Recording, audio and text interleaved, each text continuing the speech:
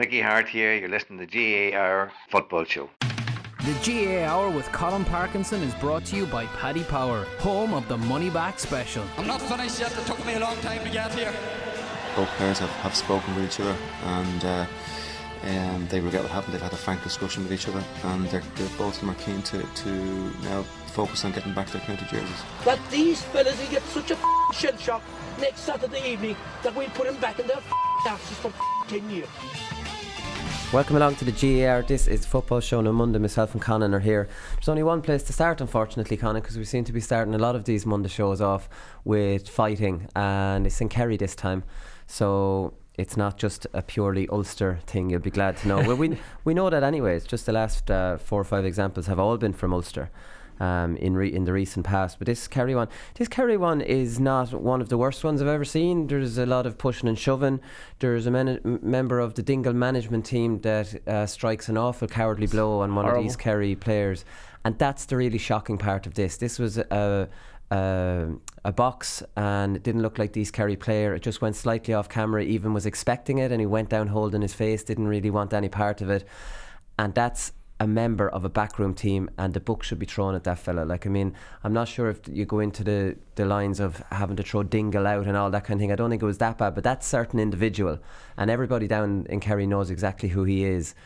He's well known, and he's in big trouble here. He's in absolutely big trouble. There was a lot of handbags after that, maybe 1 or 2 blows, but everybody went after him. And geez, if I was on the field, I'd probably go after him myself. Like, Jesus, it was a shocking thing that he did. If that turned into a mass brawl, and if the crowd started getting involved and more selectors, and that was all his fault. Like, you're right. Like, I saw you tweeting last night saying he should be given a lifetime ban. Like, he should really have the book thrown at him. Whenever it's in the book, I don't know if there's any rule for this, but that is unbelievable what he did. Like, not only is him coming in, like, sort of incensing the whole thing anyway, but hitting somebody who's not looking to fight. What's manly? It was a cowardly blow, and then running back in, hiding into the crowd. Like, I mean, there's nothing more cowardly than what he did. So this was county semi-final replay. Dingle won at 4-13 to 13 points. It was, the last one was a bit niggly. The last game was fairly niggly, and this one spilled over. So, like, I mean, Dingle were winning well when this happened. It was 3-7 to 7 points, and it started off Paddy Clifford reacted to some kind of rough treatment his brother David was getting, and that's what kind of sparked a bit of a brawl. And then the member of the backroom team got involved, and, like, I mean, there was a physio, Ruth Allen, contacted me on Twitter last night, and she was saying it was a pure disgrace. It could have been avoided. As a chartered physiotherapist, I was appalled, and why wouldn't you be appalled? She was down on the sideline looking at this firsthand. Not good enough, but again, it's not one outside of this certain individual. Is not on the more serious end. But, like, I mean, both Paddy Clifford and David Clifford got sent off. Paddy Clifford got sent off for his role before that row or during that row, and David Clifford was sent off in the 47th minute. So, like, I mean, I was thinking these lads got sent off and that was the end of East Kerry's challenge, but they were well down at that stage anyway. So Dingle did very well to win that. They weren't absolute really strong underdogs, but again, that's completely ruined now by the actions of one of their backroom team. And, like, I mean, I can't imagine he'll be on the sideline for the final. Absolutely not. Nor should he. Like, and if he doesn't get involved there, as you said, there wasn't much to it apart from that. So if he doesn't get involved, that's just a little bit of pushing and shoving, and it's over in 10 seconds. Nobody cares, and the game moves on. But he just sparks the whole thing, and he's lucky that if that was an Ulster, say, like, I'm not picking on Ulster. Don't start this now, because I was getting this all last night. Right? So I'm actually going to say if that was an Ulster, like that would have resulted in everybody running in and starting a mass brawl. It would have been worse if it was an Ulster. Right. Because when I tweeted this last night, and, like, I've no bias towards any county in the country, despite what a lot of people might think. So when I see this, I like highlighting it because I hate this shit on a football field. I've said this loads of times on the podcast. I got loads of replies from Ulster people saying, well, now you know it's not just an Ulster problem. Excuse me, Kerry have these problems too. Rightly so. I was like, Jesus, are these Ulster fellas so persecuted and such a chip on their shoulder that they just can't even accept? I'm highlighting this, so I'm clearly not a hypocrite. But it made me wonder, Conan, who the worst crowd of supporters are to cross, or worst crowd of people are to cross on Twitter. So Ulster in general, when it comes to GAA, are incredibly defensive, and they'll come at you hard. No, we're not. Why are you saying that? Now, I think MMA fans, Joe Brawley's an example of this, and I've tweeted about Conor McGregor before. I think they stand alone as being, you can't cross these people. They're aggressive. They have incredible stamina. They won't stop for days on end. They will come at you non-stop. So MMA, I think, are the worst. Ulster are up there. Do you have a list here? I have a list. Gael Gores, right? So I made the mistake of crossing Gael Gores. These people are not to be messed with either. They have incredible stamina. About a week I was getting it off these Gael Gores. The big Twitter grudge match I would like to see is Gael Gores going up against MMA fans. I have no idea who might win. Dublin GAA fans, absolute lunatics as well. You don't want to cross these people, and I've crossed them enough. But the most dangerous of all groups on Twitter to cross are feminists, and I've crossed these as well. So if you cross a feminist, she'll call you a misogynist and she'll tag your work. That's it, done. It's not stamina with them. They just come straight in hard, put you on the back foot, and you're completely rattled. Well, do you mean feminists, or do you mean like idiots who like just don't like you? And radical feminists, feminists. Who are giving feminists a bad name? Because we're all for feminism and equality here. Let's just get that straight. Well, I just like to say I'm for equality. I'm not sure that's what feminism about with the radical ones. So I'd like to say that. It was. Some people have given it a bad name, and I think that's who maybe you're talking about. They're the loony ones that I'm talking about. Anyways, let's move on. This is like a Father Ted speech you're going through. Now we move on to liars. Well, basically, I think MMA fans versus Gael Gores. Why can't they? Can we spark this off in some way that MMA fans can go after each other? But anyways, Guidor, right? So Guidor won the county title yesterday. That was the game on TG4, and I kind of sat down. Remember we were saying last Thursday, really looking forward to that, and we're like, lovely, this is going to be great. And what were we thinking? This was me just losing my mind a little bit. We're talking about Naomh Conaill Glenties, who are a dour awful team to watch. Really bad. And Guidor, who I haven't seen enough of to know whether they've run up big scores recently, but you can be defensive and run up big scores. So like we were getting excited about Neil McGee playing in the forwards. He absolutely didn't play in the forwards. Kevin Cassidy, he did what he could. He got a lot more ball in the first half, but that's only in comparison to the second half, where he might have got 2 possessions in the whole second half, and they never moved him out of there, which I thought was bizarre. First half he got maybe 3 or 4 balls, got a point and got fouled, got the softest free I've ever seen. So it just dived out in the ball and got a free. But I thought they could have moved him out. A lot of backwards passing, basically it was an example of why people want the game changed. So they'll attack to get so far and then just recycle the whole way around. No ball into contact, lateral passing, frees going backwards.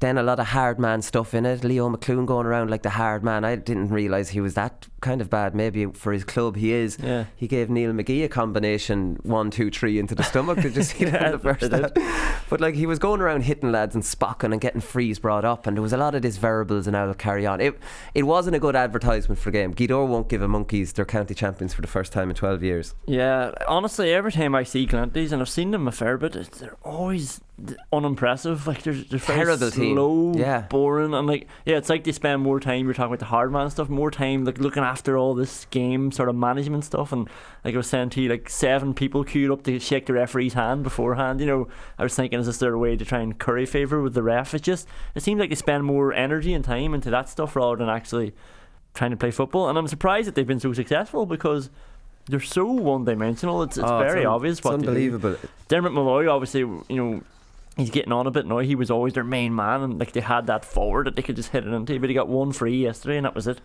I just don't understand how they haven't been worked out long ago in Donegal. Yeah, me neither. But I see, this is the thing. The game has moved on now, and Dublin showed the way, and now teams aren't bringing the ball into the contact anymore, and it really makes those defensive teams look really silly. Yeah. We've seen it at inter-county level, and Guidor played exactly that. You couldn't blame Guidor for not bringing it into contact, recycling, and it's a dour, terrible stuff to watch. But they're not giving them the oxygen that they need, and the game looks crap. But the defensive team have got nothing. Without the turnovers, they've actually got nothing. And Naomh Conaill looked like a team. It's how the hell did these lads win a couple of county titles in recent history? It didn't make any sense. Yeah, and not only are teams not giving them turnovers anymore, but like the Dublin Donegal thing, nobody's going to get caught out like that anymore counter-attacking wise. They have their defence in place, and they're fit enough to track, and they will track. So it's even if you do turn it over, you're still up against it. So this whole thing, it's done. Get over it. Move on. It is done. So I read a lovely little piece there in the Donegal Democrat before the match last week, and it was Neil McGee and he was being interviewed, and it was a lovely little story. So he wasn't picked for minor trials, right? So he showed up anyway. He thought he was good. Wait, this is classic. So he thought he was good enough, so he showed up anyway. He just went down. And as it turns out, the only place available on the trials, they put him in cornerback. He had been a midfielder up until that point. So they stuck him in cornerback in the trial because he just showed up. Maybe they were a bit impressed about the fact that they didn't have enough. And played cornerback all that year and ended up making the team as a cornerback and hasn't been back out to midfield. That's amazing. So Neil McGee, I think he has 3 All-Stars, has he? I think he has. I think it is, yeah. So he's 3 All-Stars, and this fella could have been just an also-ran midfielder. Might not. I wouldn't have him. Like, he wouldn't be on the Donegal team as a midfielder. Like, I mean, he's a brilliant defender. And like, you think it was always Rory Cavan and Neil Gallagher. He would never have gotten in ahead of those two. No. Like, whereas he was their statement full-back. That's incredible. Yeah. The absolute neck on him. They just show up. Like. So here's a message to all you young fellas: if you're not picked for a trial, show up anyway. Show up, go down there, make sure you get in there. Imagine the kind of characters are going to be showing up around. See, Neil McGee, this could end up being like the X Factor. Yeah, like loads of different players who are useless showing up for their big chance to all minor trials. But so Crossmaglen game. This was. It was meant to have been a classic. So Crossmaglen won their 44th county title yesterday.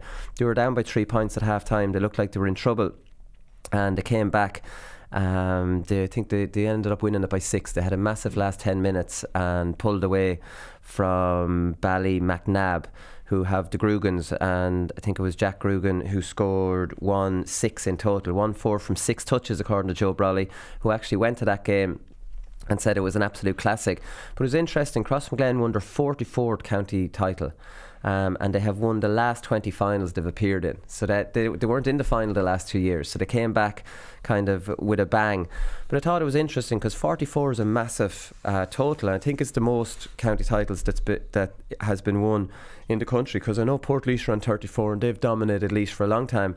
And then you have Gweedore, who got the record yesterday, so they're on 15. St. Junans are on 14. So it's an aghast the kind of massive difference in some counties' record kind of title holders. Do you know what county has the least amount, so the most competitive county in Ireland? No idea. I'd say Gweedore must be close enough, Donegal. They are close, they're third bottom.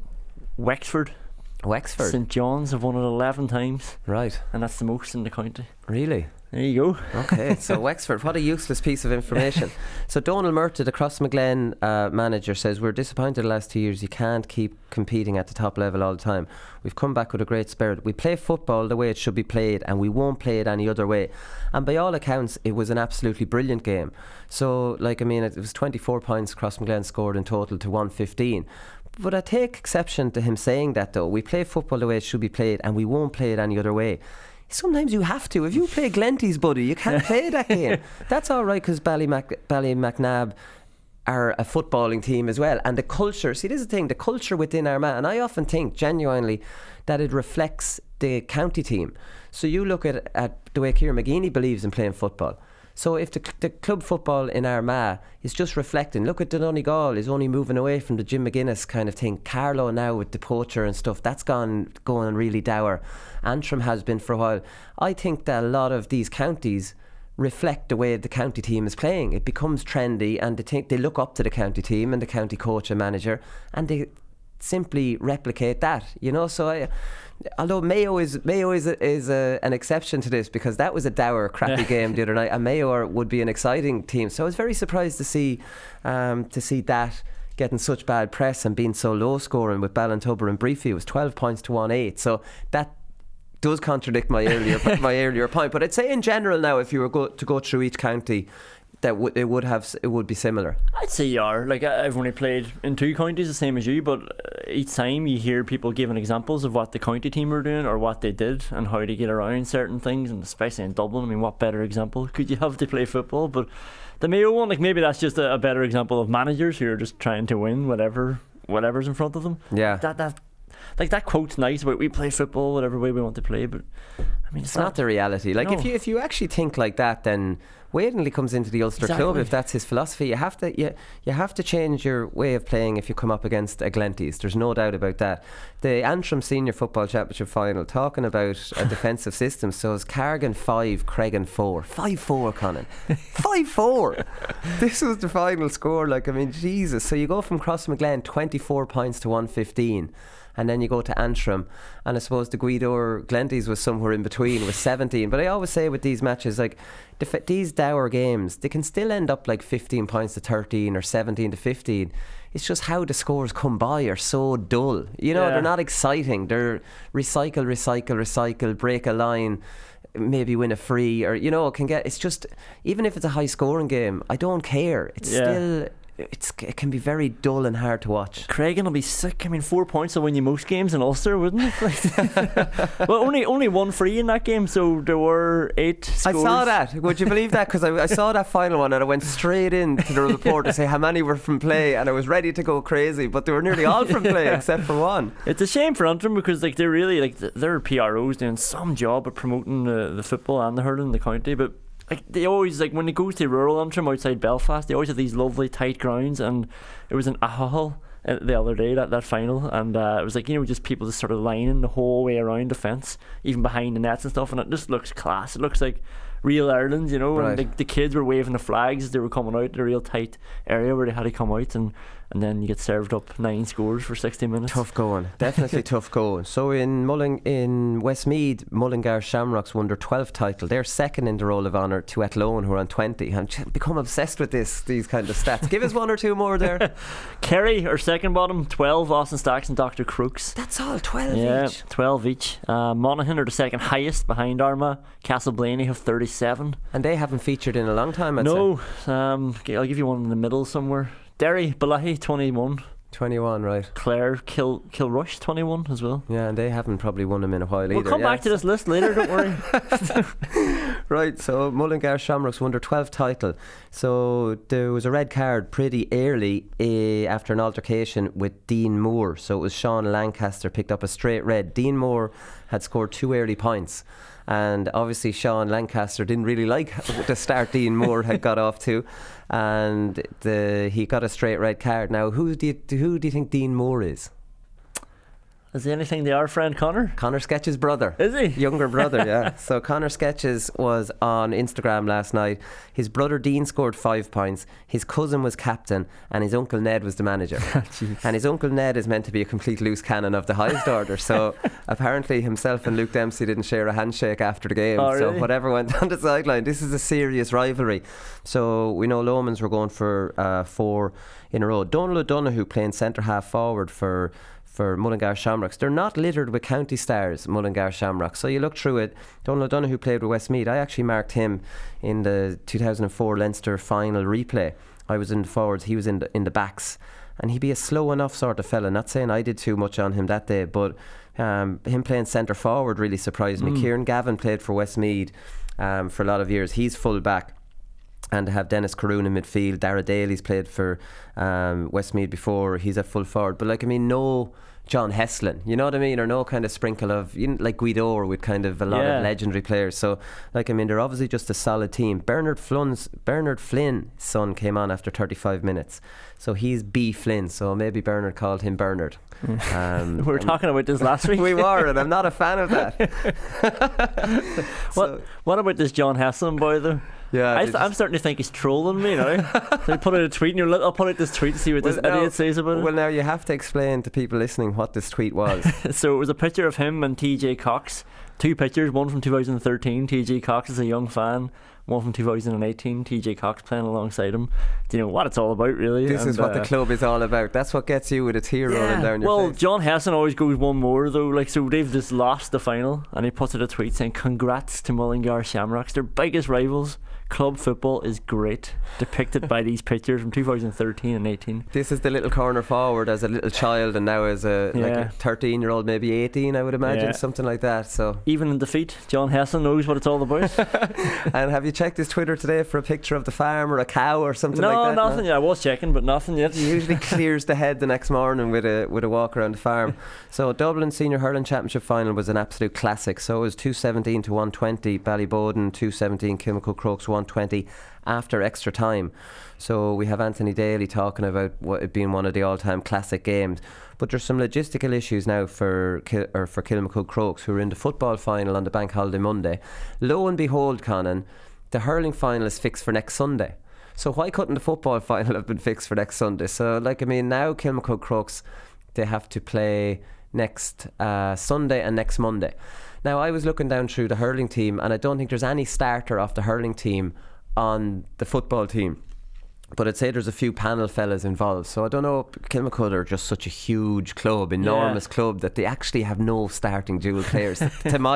From my Ross O'Carroll would be on the hurling, but I'm not sure he's on the starting team on the football now. The football has changed dramatically since even 3 or 4 years ago, when you would have known an awful lot of the footballers, and now you know very little of them. So maybe Kilmacud Crokes are the one club in Dublin that can handle playing a hurling match of county final on the Sunday and a football county final on the Monday. So what a great time for the club. It's a great time for the club, but a little rural club with a small pick. I was just comparing it to Knockneil, who they had 12 players on both panels. See, yeah, they have to, they don't have the numbers. So Kilmacud, an absolute giant, who have about 3,000 showing up for under 12 trials. I'm exaggerating there, but you know what I mean. They're a superpower of a club. They don't seem to have any problem soaking up that kind of schedule. Yeah, there doesn't seem to be too much of an uproar about it either, so they might be alright. Yeah, they might be okay. The hurling that was on the TV was a good game.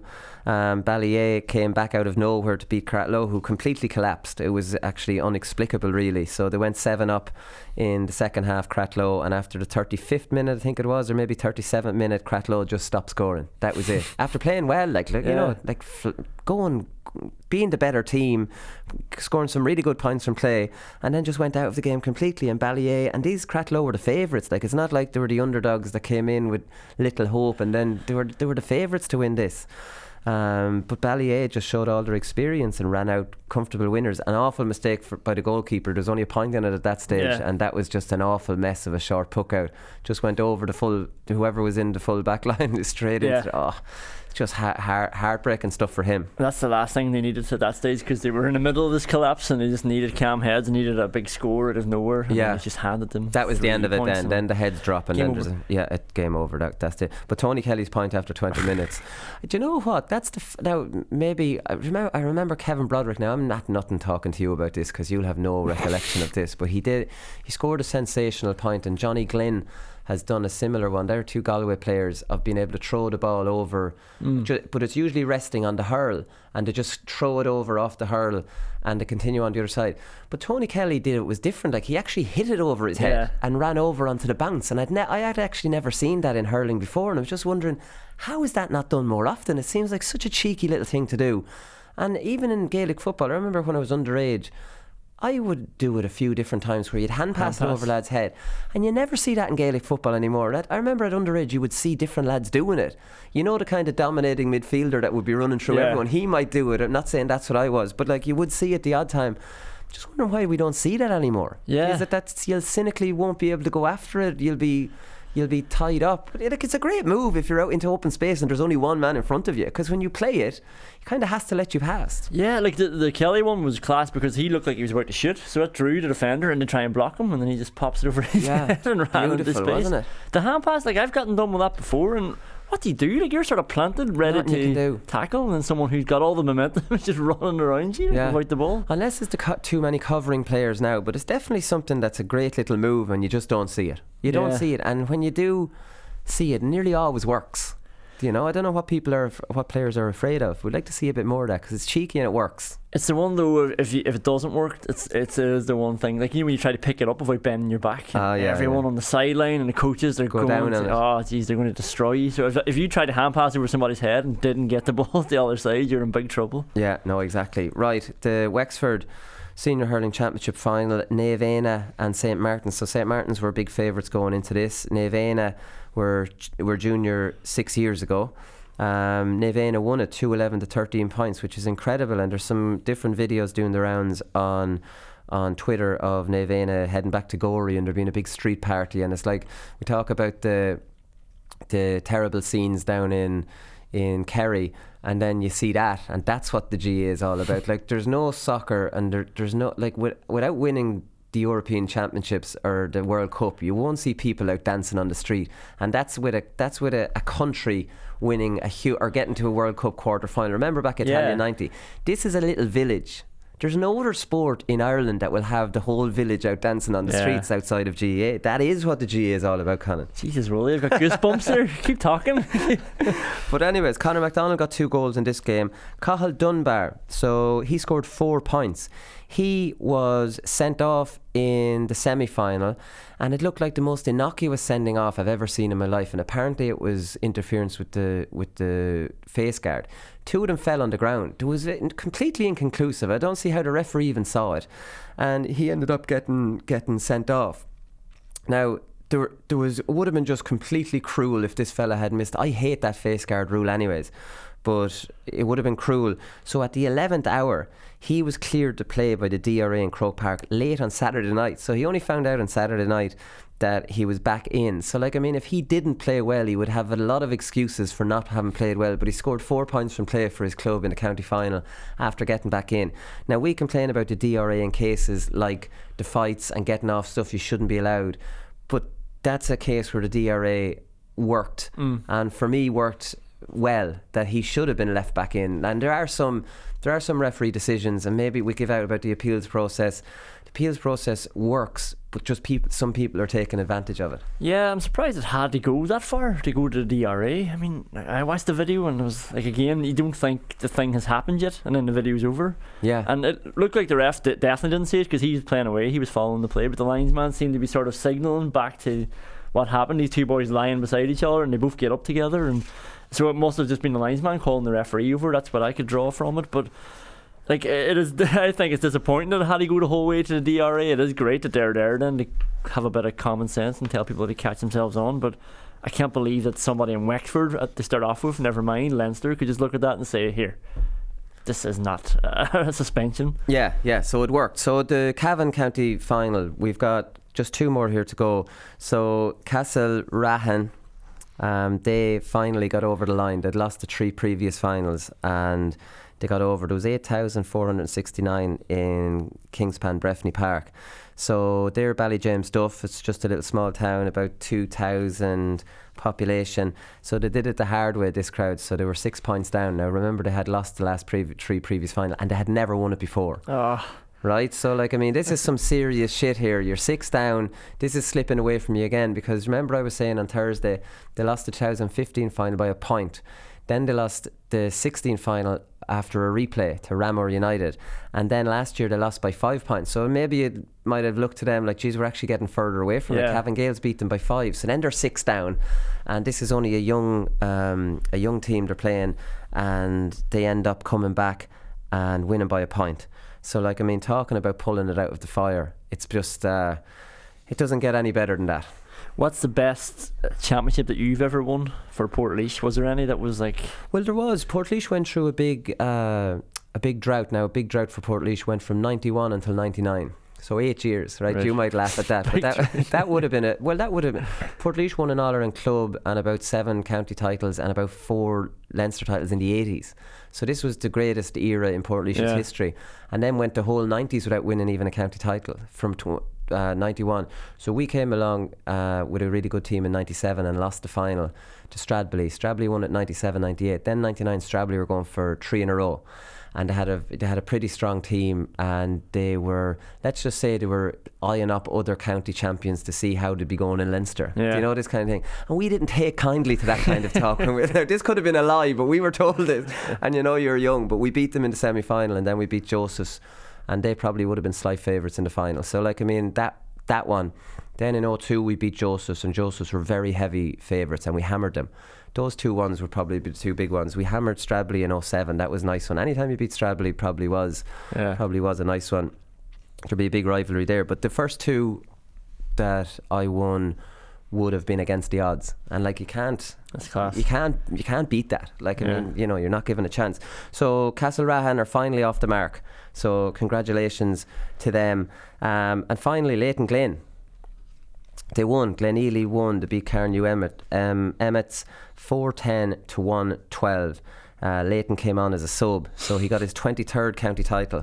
So he's on 23, and obviously next week Rathnew plays St. Pat's, and that could be his 24th. So the winners actually of that, it's confirmed, will be playing on the Saturday in the county final, and then they're playing in the Leinster Club on the Sunday. So that's not exactly ideal. Rathnew on 34 titles, the 4th highest in Ireland. Yeah. 34, the same as Portlaoise. So where Portlaoise come in that list? Oh yeah, they're joint 4th with joint 4th.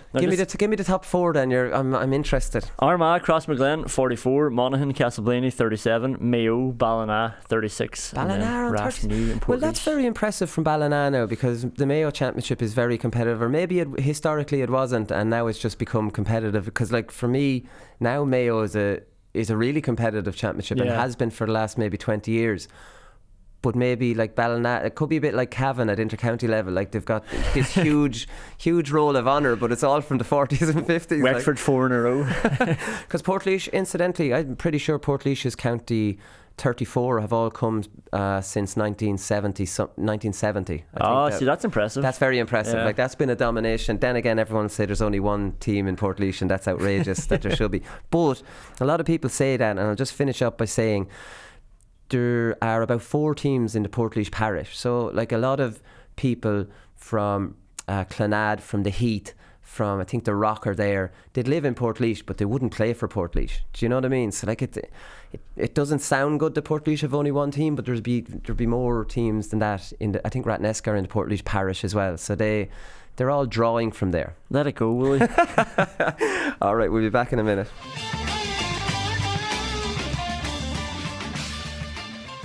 So Crossmaglen ended their worrying 2-year drought yesterday after a classic final against Ballymacnab, and Aaron Kernan joins us on the line now. Come here, 2 years, Aaron. You must have been all really, really worried in Crossmaglen.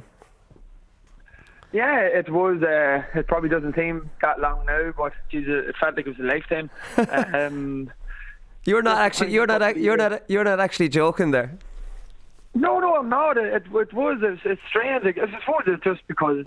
Like we'd been in 19 out of 20 finals previous, so you're growing up. It was just this happens. Like we're there, we're in these finals all the time. We win these finals, and I know for me, like growing up, it's always that's just the way it was for me. And sure, how did the young boys feel that were coming through then? Because sure, they knew nothing other than getting the county finals and winning them. So yeah, for us to lose one was bad, but then for it to be 2 years in a row, it definitely knocked people's confidence. Even I know I'm experienced and I've been around a while now, but it knocked all our confidence. But thankfully the new young boys they really found their feet this year, and I suppose their performances in the championship just have been getting better and better as the weeks have progressed. But it was needed because it has been a brilliant Armagh Club Championship. Actually, very, very competitive. You would have had realistically about 5 teams who would have felt that they could have won it or could have won it. So, from that point of view, that makes it even better for us. So, when the full-time whistle blew yesterday, you kind of got how it felt to kind of be really worried about winning one. I'm wondering, you wouldn't have thought it at the time, but would you have been taking them for granted? Probably we maybe did, yeah. Well, to me, I always appreciated my Armagh medals, but I get what you're talking about because I was listening to the podcast a couple of weeks ago and you were sort of talking through something like that where you were saying you sort of knew at different times you would have been winning games handy and there's no buzz. We're like, Ballymacnab come out yesterday, and I suppose everyone was just saying they don't know anything about Ballymacnab, and they won the league this year though, but it's been really competitive for years, and then you say, well, they've never won it, Josh Cross will win that, but we knew how good they were, and the first half, like Rory Grugan, Jack Grugan, Gavin McParland, those guys, like they were causing us all sorts of problems. So we were 5 down early on in the game, and it took us to the 49th minute to even take the lead. So definitely it was one of the more enjoyable games to have won because we had to work so hard to turn things around. So it was the buzz, and I suppose even whenever we took the lead for the first time, it's years since I've heard the Crossmaglen support go as mad as they did. They were beating the back of the stand, and the roar just went up, and that gave us a lift on the field. And it was brilliant, because it's a long time since I've heard the supporters having to get behind us in that manner. Yeah, and they did get behind you. And I was looking just as a matter of interest. There's only 7 of the starting team that lost to Castlebar. I remember in 2015 in the All-Ireland semi-final, and you really should have won that game. So this is a completely new team in the space of 3 years. It is, yeah. And see, the thing is, we've just won 4 of the last 5 minors, so we have a lot of good young talent coming through. But it takes a few years for you to settle in. I know myself, I joined the Cross senior panel in 2001, and I actually never got a kick of the ball in championship football until 2003. And even that was the times whenever we would have been winning games handy. I literally couldn't even get on as a token jester sub for 5 minutes at the end. So right. It is tough to make the step up, but we probably lost an age group of boys where we would have hoped that they would have been sort of your mainstays, boys in around 28, 29 years of age. For one reason or another, they dropped off 4 or 5 key boys that would have been in our All-Ireland winning teams in 2011 and 12. And it just left a big gap between sort of us that were sort of older, 30 plus, and the new young boys coming through. But they say this year that they've really found their feet, and their confidence and composure has grown. And just even the second half yesterday, whenever we were under pressure, to come out and to kick 13 points, to score 22 points from play, that was brilliant. That's really pleasing from our point of view. Yeah, it definitely is. And you outscored them 9-2 in the last quarter. So Johnny Hanratty scored 4 points from play, and he was midfield in that game against Castlebar. Now he's full forward. So as he's pushing on in years, he's kind of a bit like Kevin Cassidy. You're finding new roles for different fellas. Yeah. Well, Johnny started out actually in 2007 as a full forward. Then we moved into midfield, and he actually ended up playing most of his football yesterday. And he may have ended up in a programme and named inside, but he played most of it as centre half forward. Okay. But our whole half forward line, Padraig Stoddard, Johnny McKeever, and Johnny Hanratty, I think they could have potentially got about 10 points from play. And that's huge. You don't hear that sort of scores now, particularly from half forward lines, the way football has gone. But no, we had a great spread of scores all across the field yesterday. But we sort of finished strong in all our games this past 3 from the quarter-final, semi-final and final. And that is probably a reflection in the training that we've done, and how the boys have worked so hard all year, with a view to peaking at the right time. But just to have the self-belief to stick in it. They say it took us a long time to even get level with them, but once we got a sniff of blood, that whenever we drew level, we were just hell-bent on making sure that we kicked on, which we did. And it was a brilliant finish to the game from our point of view. I think I was reading in one of the reports there, hopefully we'll see some of it on TG Cahir tonight, but James Morgan moved on to Jack Grugan. I presume he was on Rory Grugan because he's your best man marker, and he kind of tied Jack up then, who was running amok in the first half. Yeah, James started off in Rory, but Rory's very good. His quality of pass inside, to me, I suppose if you look at the way Kerry get the ball into the inside forward line, you know yourself what it's like, is that half forward to take the wee dink 30-yard pass in towards the edge of the D. Dr. Crooks do it very well. Also, he was playing quality ball into Jack and Gavin McFarland, and they were punishing us at every opportunity. To be fair to our inside defenders, as halfbacks and midfielders, we were left low at half time. The pressure wasn't what it should have been around the middle of the field. The quality of ball that was going inside, it was too good, and we were exposing our own full back. So in fairness, all across the board the second half, I think we really upped our work rate everywhere. We had far more intensity. We were hunting in packs, and it meant that any ball that was going in, at least there was a bit of pressure on it, that we were giving our inside defenders a fighting chance. And it definitely paid off. We kept them to only 4 scores in the second half, which sort of would have been unthinkable given that they'd won 11 in the first half alone. Yeah, no, that's fair enough. And come here, was it weird when the final whistle blew and there were no brothers on the field to run over to? Stephen and Tony were there the last time you won it, and they're not there now. Yeah, it was. I actually never even thought of that until yesterday morning myself, because you would always have, well, it would have been usually the four of us. Paul, unfortunately, he hasn't played for a number of years because of shoulder issues.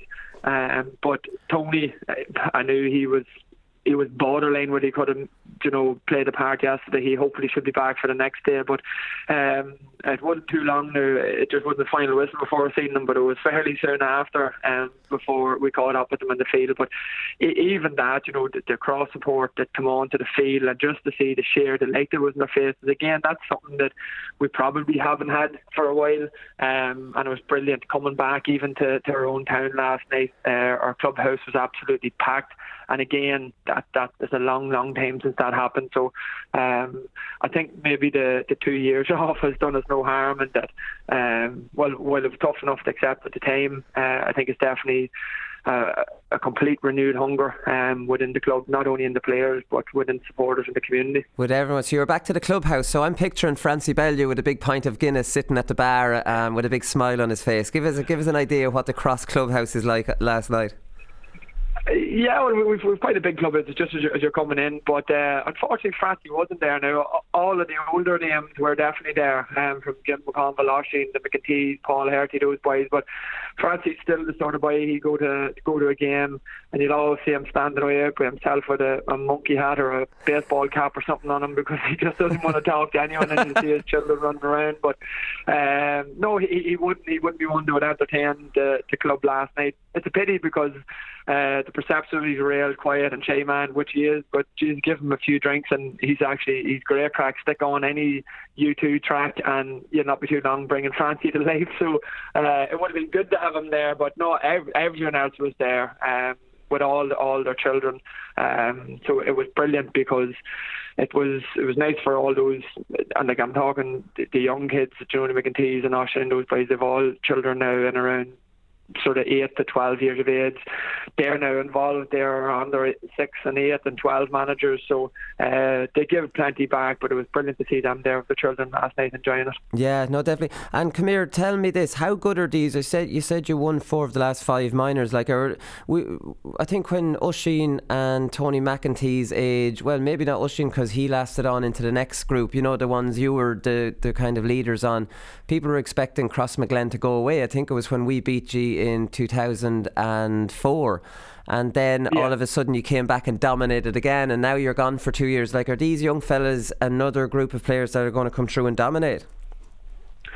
I suppose to replicate what had been done 19 championships in 20 years, I think that was just a bit extreme, to be honest with you. But definitely there's some superb footballers coming through, and good pedigree, coming from real good traditional families. And there's others that aren't coming from traditional families, but that team you're talking about, whenever we had lost yourselves in 2004, and then we lost to Balahi in the first round of Ulster in 2005, and everyone sort of thought that literally was the end of it.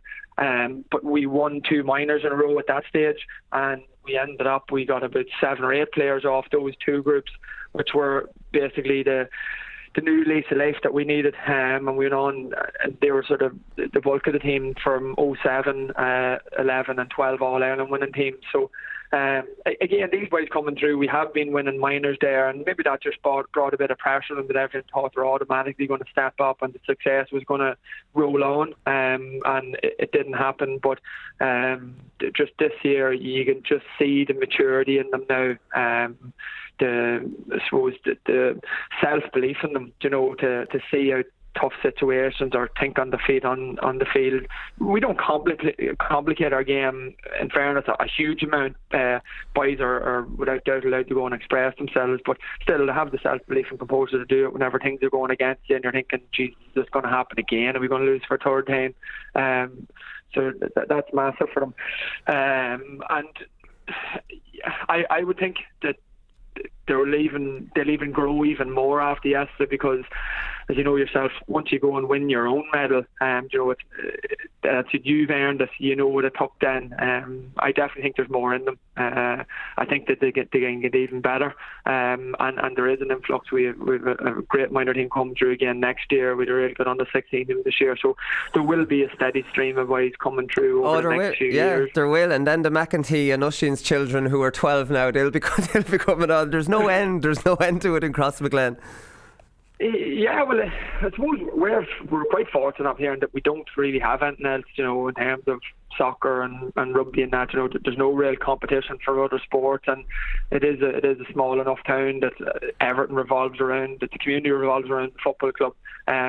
But we have got our house in order, in terms of Stephen stepped away from playing last year, and he went straight in as our minor manager this year, right. And they won the championship again. But we had a real traditional name, and Thomas Cassidy, who would have been county fullback, in the 80s and early 90s, county winning captain, he went in with him as well, so we always try to get as many of our former players to get back involved and helping out in teams as possible, and I think that really helps, because it just gives good continuity, and you have boys with plenty of experience who are able to pass that on to the next generation coming through. Yeah, there's no doubt. It's absolutely fantastic. Come here, before I let you go, it was just a comment from Donald Murty, your manager. Myself and Conan were talking about here during the podcast, and everybody knows you play a traditional style, and he says we play football the way it should be played, and we won't play it any other way. And my thoughts on how football should be played, and it would be similar to yours and probably similar to Donald's.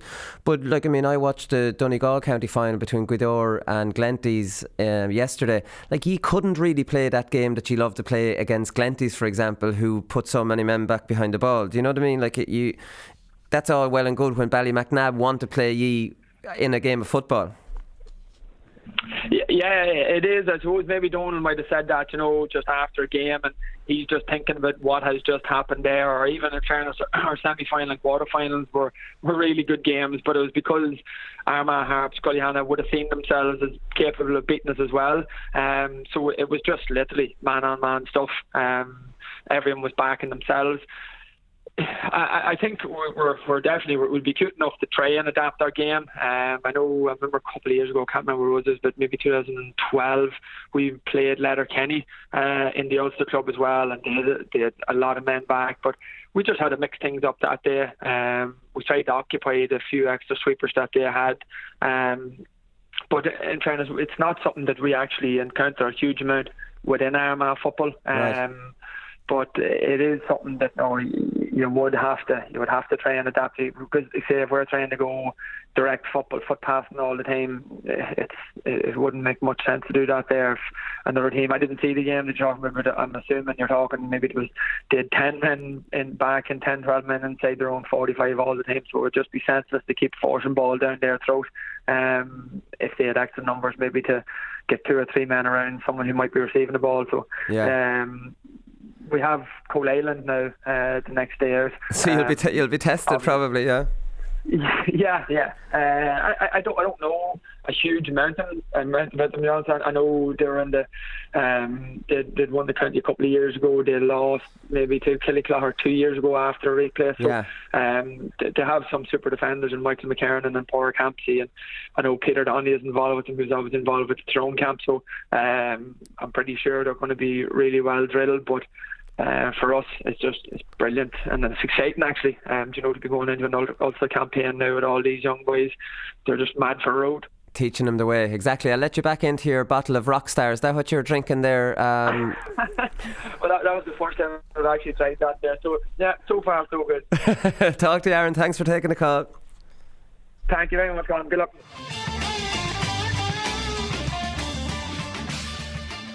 Paddy Power Performance of the Week, Conan. The first nomination for this is Odhrán Mac Niallais. So he scored 8 points. He scored 2 from play. One was a late one. But it was his all-round performance. He was just sensational. He was head and shoulders above, just a top-class And even though Glenty's had Kieran Thompson and he had him on him for a while, there was just no comparison between the two. One was like a Ferrari. I know Kieran Thompson's a very good player in his own right, but just not on the same wavelength as Odhrán Mac Niallais. But Odhrán Mac Niallais is just a top, effortlessly classly brilliant intercounty footballer. There's no doubt about that. And when you have the type of class he has and he glides over the ground at intercounty level, he just standing head and shoulders above everybody else on the field yesterday. Yeah, effortless is the best word to describe him. Like, he just sort of plays at his own pace, doesn't he? Just like, we'll do what I want to do, sort of when I want to do it. And the clip of them coming in on TG Cahir, of all the Guidor boys coming in, and he's way behind everybody. He's got the headphones on. Anyway, people are sort of, they know the camera's on them, so they're trying to sort of front up a bit, and he's just strolling in with the headphones on at his leisure, and it just sort of went out onto the pitch like that as well. He caught the ball, he kicked it forward, he scored some massive frees, some great points off the right and left from play. That tap down as well. That was lovely. I was going to mention that. That was just like, he just saw everything in slow motion, and everybody else was chaos around him, and he's just up in there and sees this thing. They used that tactic a couple of times. That's a Donegal tactic they use a lot. So the long kick out, they like Guidor like to get it out there, and Mac Niallais, Glenty's didn't have any competition really in the air for him. Like, so he's actually a proper midfielder. I'd nearly just play him there for Donegal altogether. He has everything a midfielder needs. He's actually a really good fetcher as well. That's maybe that's the new position for him, I think, with Donegal. They're playing Michael Murphy, there's the problem. It's madness, isn't it? Like, I mean, Michael Murphy isn't even the best fetcher in the world, I don't think, in midfield. Because, look, Michael Murphy, I think most people agree now that he should be in full forward, especially when you see the goal he scored for Glen Swilly this year in the club championship. Did you see that? It was a launch ball from the half-back line.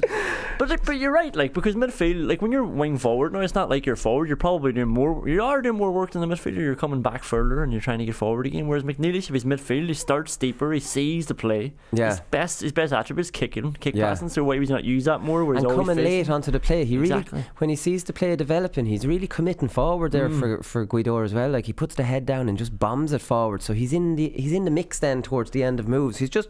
He is the ultimate club midfielder based on yesterday's performance, and he has potential to be an intercounty midfielder as well, as far as I'm concerned. Jack Grugan got 1-6 from Ballymacnab. I think I mentioned already he got 1-4 from 6 touches in the first half. That there has to be an asterisk about that, because that's according to Joe Brawley, which we all he was talking to someone. Joe was an old romantic. No, Joe was at the game, so he was tweeting about the game and saying how great it was.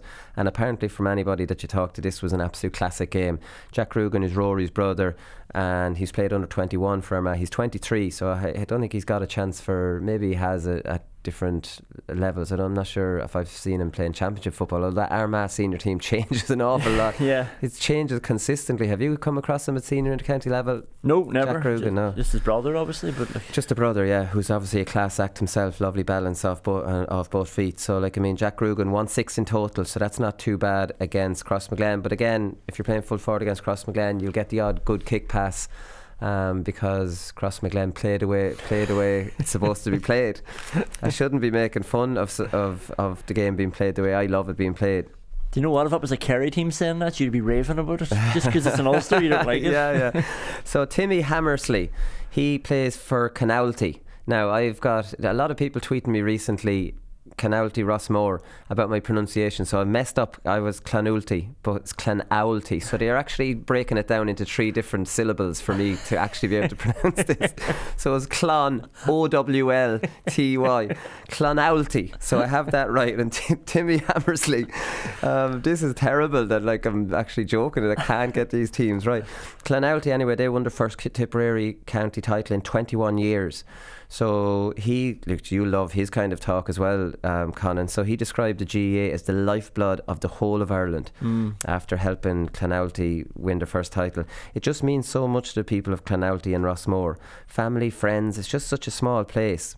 Although I didn't want to win it for myself, it's for the people you grew up with. Now, that's one of the biggest cliches that you'll ever come across. Like, I mean, in Portlaoise, definitely, it was the football team I went and played with. The friends I grew up with were on my road. I think this cliche works for villages, obviously, where you all grew up together. But in big towns, we just all grew up together. That doesn't work. Like, I always wondered, why do people consistently say this? but it's just village stuff that has taken hold, and now everybody says it. Stop it! Stop ruining it. No, it's not. You didn't grow up with all these. Like, I mean, especially on a big team like Portlaoise, you could have 3 from one team, then another team comes up, so there actually could be 5 fellas that might be 21. And it's not like, again, these village teams that might have one brilliant under 16 team, and they're the backbone of this team for the whole way through senior, and they all grow up together. I'd love to experience how that feels, Conan, because I never have. Yeah, well, I suppose though you will still have like at least a handful of boys that you have grown up with. See, but even lads, I would have gone to school with them, but I wouldn't have grown up with them. Portlaoise is a big place. Like, I grew up on a road, and I would have had my neighbours from there, and none of them played football. Like, going to school and training with them 3 nights a week, and like socialising with them, that is still growing up with them. Like, they weren't next door to you, but you did grow up with them. Give yourself that. All right, okay. So I grew up with a few. I grew up with 1 or 2 of them. That's grand. So third nomination, or this is the 4th nomination, is Stephen Smith from Skerries. Oh, yes. So there you go. So tell us a little bit about Stephen Smith from Skerries. So we know he scored 2 for him. Maybe a lot of people don't know, because did anyone really watch that Underdogs outside of Conan? It's hard to know. So the Underdogs got absolutely destroyed against Dublin on Friday night. And while the show was good and was entertaining, like, I mean, the idea that the Underdogs team could beat Dublin is just like, I mean, that must be a thing of the past. I don't know how the Underdogs actually did well against Kerry one year. Like, I'd say Kerry just, Dublin don't do challenge matches. Dublin don't do reality TV. Dublin are just going to wipe the floor with anybody. Doesn't matter what it is. So that was the best thing about it, is we had weeks and weeks of this reality show, and we're getting to know the Underdogs, and then Dublin showed up at the end of it. 5-17 to 1-3, piss off home, show's over. Yeah, and like, I mean, they could go to any county in Leinster for a pep talk, say, don't keep the heads up now, this has happened to a lot of us. So the Buff Egan, actually, the writing was on the wall when Buff Egan tweeted, the Underdogs lost to I'll get this wrong now again, Kilcummin, a Kerry intermediate club. Hardly wise having them take on the Dubs. So like, I mean, that's it. But anyway, Stephen Smith, he's a name I didn't know much about. He's from Skerries, which is your new club. How good is this fella? Oh, like, he's unreal. But it is interesting, this was his debut for the Dublin seniors, and I always thought that there's something fundamentally wrong with the Underdogs, that he's not on the underdog team. But see, that's the thing with this Underdogs. Like, I mean, you'd imagine if this is being advertised, or if the Underdogs had any kind of glamour or sway, that he would be playing Underdogs. He's never played senior. He's played under 20, minor and 21, and that qualifies you for the Underdogs, right? It does, yeah, because there are some players on the Underdogs who played minor and under 21, but they haven't played senior, so they're allowed. So like Kieran Donaghy getting to play against Kerry, he should have been playing for the Underdogs and pressing against Dublin, but obviously it's great for him. He got his debut. I've only known him for a year, but he's class. Like, I haven't gotten a hand on him yet in training. You just can't touch him. Like, he's small corner forward, whip it. Like, but some people would say he might be too small, but I don't get that argument if you can't touch him. You know, you can't get your hand on him. Johnny Cooper picked him up against, we were playing the Fianna in the championship. He scored 1-7 that day. You know, like 1-3 from play, I think it was. Off Cooper. He got 2 off Cooper. Cooper was moved into the sweeper role then, but like 2, it's 1-on-1 with Cooper, skinned him alive and put the ball over. You know, both feet. Oh yeah. Oh, he's got everything. Like, his first goal, he scored 2-4 against the Underdogs, and his first goal, he just took it past 3 players and sort of chipped it with his left foot into the far top corner. You know, he has that bit of class. He's a good finisher then at the like, it's not just pace, he's got a bit of an eye for goals, and like, he's a good brain on him. Yeah, and honestly, like, it's not because I'm playing for Skerries and like I obviously see him every day. I'm not biased. Like, he is, I could definitely see him making an impression with Dublin. Like, I know he's small, but he is just something different that I've seen anywhere. Okay. Right, well, that sounds good. We look forward to seeing more of him. Paul Geaney, who's a very regular makes regular appearances on Performance of the Weekend, he scored 3-1. Now, apparently Dingle launched in high balls, like really went route one, and sure, Paul Geaney loves that kind of service. You just have to get it into Paul Geaney, really is the answer there. So 3-1 in a county semi-final. Again, like, I mean, such a brilliant performance by Dingle. It's just a bit sad that the headlines are coming out. Like, I mean, Tom O'Sullivan scored 5 points from play. Now, Tom O'Sullivan was named on the sheet as centre half back. He scored the equalising point last week from centre half back. So I'm going to take it that Tom Sullivan was centre half back and scored 5 from play from centre half back. Now, I could be corrected on that, but like, I mean, that's some shooting from who is pretty much, we know Tom Sullivan is a defender. Right? We know he plays cornerback, wing back. So you imagine if he was centre back last week and came up and got that free, he'd be playing centre back again. So maybe he is 5 points from play for centre back, which is unbelievable shooting. How many hat tricks does Paul Geaney have? Yeah, in his career. Like, it seems like he racks up 3 goals a lot. Yeah.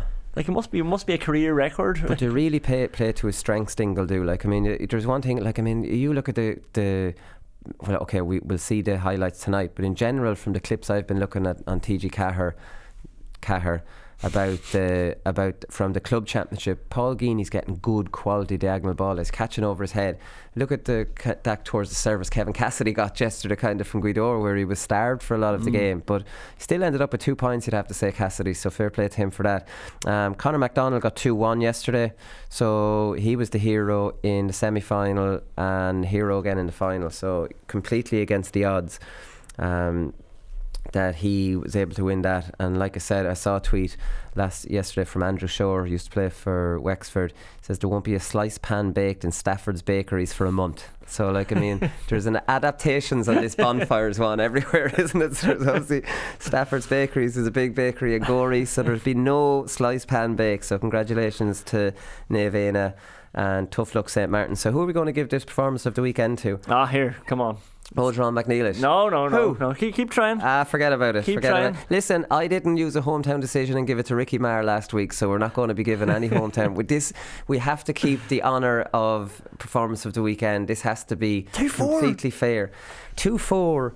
Yeah, 2-4 out of 5-17. Give me a break. I would have scored 2-4 myself. In 41 minutes, got brought off then after that. Got the 2-4 in 41 minutes. 4 in 41 minutes. Why do you take off a lad like that? Was it to get the adulation from the crowd or something? Or do you usually do that with 2 or 3 minutes to go if you're after scoring a hat trick? Maybe she want a bit of sympathy to the underdogs. I don't know. How's Ricky Maher getting on anyway? How's he's back in the gym probably? Well, let's just say Ricky enjoyed the county medal or the county championship win very well. Did you see the pictures doing the rounds on Twitter the day after? So all the Dempsey's fellas came in, and this was like, oh yeah, and they were all outside Hume's pub in Portlaoise, and they're all out in the street, and there was, let's just say, there was a carnival festival out in that street. There was dancing, there was crack. Ricky was right in the middle of it, so they enjoyed it.